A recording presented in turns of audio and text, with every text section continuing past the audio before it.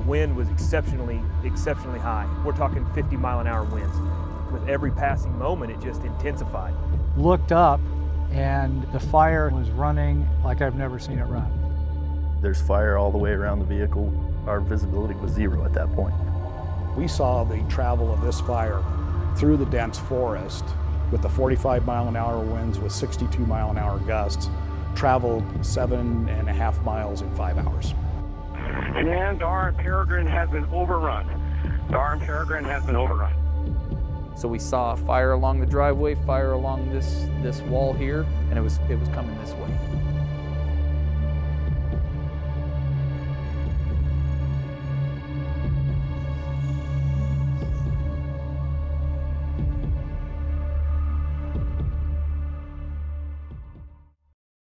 June 11th, 2013. The Black Forest Fire explodes and becomes the most destructive fire in Colorado's history. 2 lives were lost, nearly 500 homes were destroyed, and over 14,000 acres of beautiful but overgrown ponderosa pine forest burned. Like many areas in the West, 100 years of vigorous fire suppression and little thinning of trees had turned this beloved forest into a powder keg. Think of a solar flare. Think of an atom bomb. Maybe that's overly melodramatic, but we have to think of something releasing with that level of energy. But before this bomb went off, it was a small fire, spreading quickly but burning on the ground, not yet in the tops or crowns of the trees. We have big wind storm pushing the fire to the west. Turbocharged by the wind and with lots of dry fuel, the fire quickly spread to the crowns and from the treetops to the homes. Within minutes, it was affecting homes and destroying properties, and it just didn't let up. We were seeing 40, 50, 60-mile-an-hour gusts that were causing us to withdraw several times because it would throw it into the crowns. What's more, the crown fire produced a shower of hot embers that landed far out in front of the inferno that created them. This tarp was under that shower. There's over 300 hot ember melts in this trampoline tarp. If you imagine this blizzard of embers coming towards your home ahead of the fire. That blizzard of sparks landed on flammable wooden decks and wood piles, on years' worth of pine needles, and in mulch beds right next to houses. Embers floated into attics through ineffective vent screens, and homes burned down from the inside out. We're going to try to reposition to protect that home. Choosing where to safely defend property can be a tough decision, especially when confronted with anxious evacuees, intense heat, choking smoke, and the chaos of a raging crown fire. And when the fire is right here, right now, you don't have the luxury of going back in and investigating.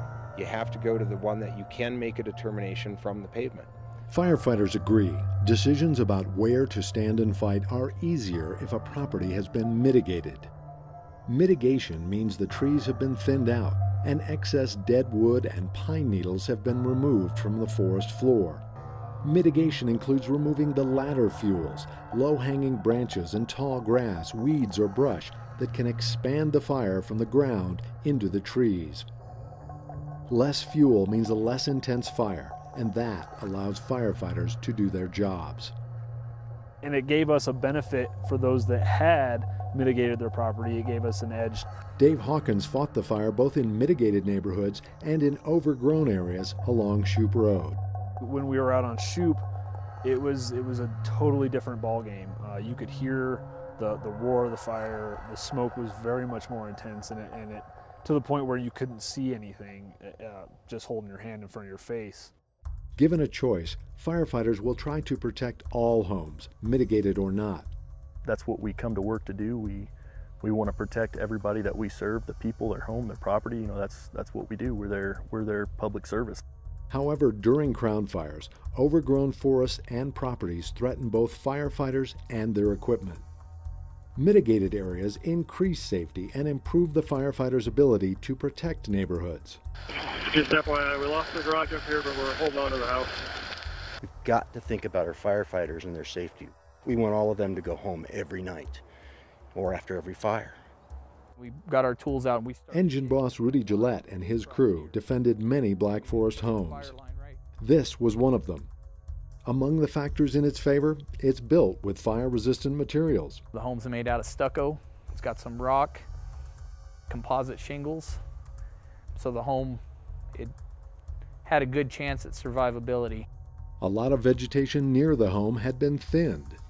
There's a green lawn bordered by a driveway that helps create what firefighters call defensible space, an area where they can safely work to help a home survive.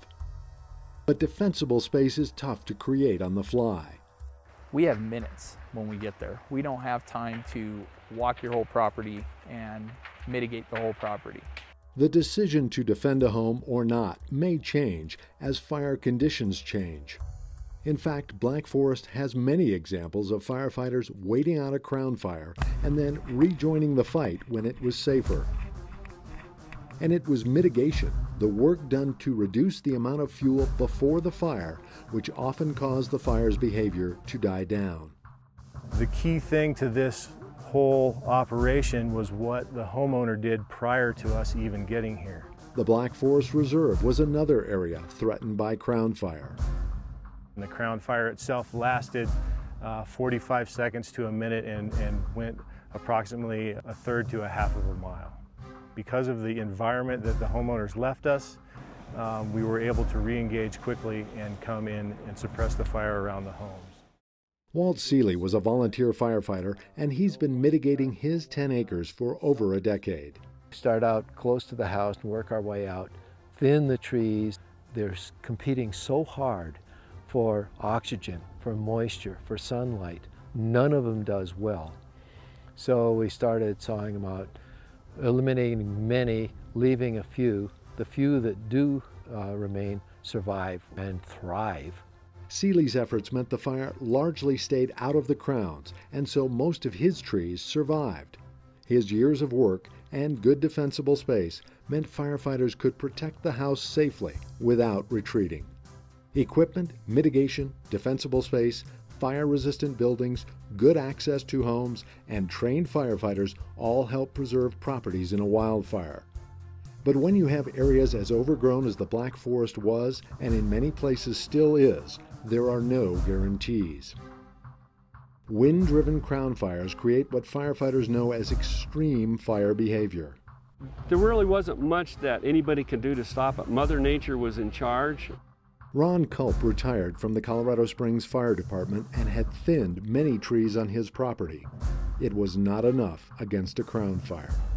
I've been told that we had temperatures between 2,500 and 2,800 degrees. But if you really do the mitigation that you should do, your place will survive except in an extreme firestorm like we had. The more mitigation an area has, the better the survival odds for people, for property, for firefighters, and for the forest itself. If you can imagine a community quilt and all the homes in that neighborhood are a square on the quilt. Well, one square looks really good by itself, but when you add another square and another square, all of a sudden it gets better and better and better. And that's how it works with mitigation. Mitigated neighborhoods, like High Forest Ranch, are where firefighters had the greatest success during the Black Forest fire. About that time I looked up and it happened to get up in the crowns, making a crown run right at us. Everybody made a quick retreat back to the safety zone, but because of the mitigation work that neighborhood had done, it died down back to a ground fire really quick. We were able to work hard and do good work and save the whole neighborhood. A vicious crown fire also came roaring toward the Cathedral Pines area. It's another example where mitigation on a community-wide scale altered the fire's behavior and allowed firefighters to safely protect homes. So the fact that the community overall was mitigated was a huge component. It was done at a landscape scale, which kept big fire from entering the community. We're still fighting a ground fire versus a crown fire. 1 to 2 foot flame lengths coming into the neighborhood versus 150 to 200 foot flame lengths coming into the neighborhood. And so we utilized that community and continuous string of mitigated properties as a point to hold the fire, and it was a success.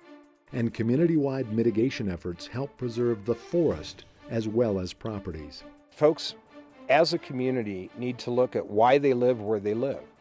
Most people that live out in these type of wooded environments are here because of the woods. You may be able to do mitigation around your home that can save your structure during a fire, and that's obviously well worth doing. If the fire destroys a lot of the vegetation in the community, that takes away your reason for living there in the first place. So it's a preservation of lifestyle, it's a preservation of the environment. I can rebuild a house, but I cannot rebuild a 120, 140-year-old forest.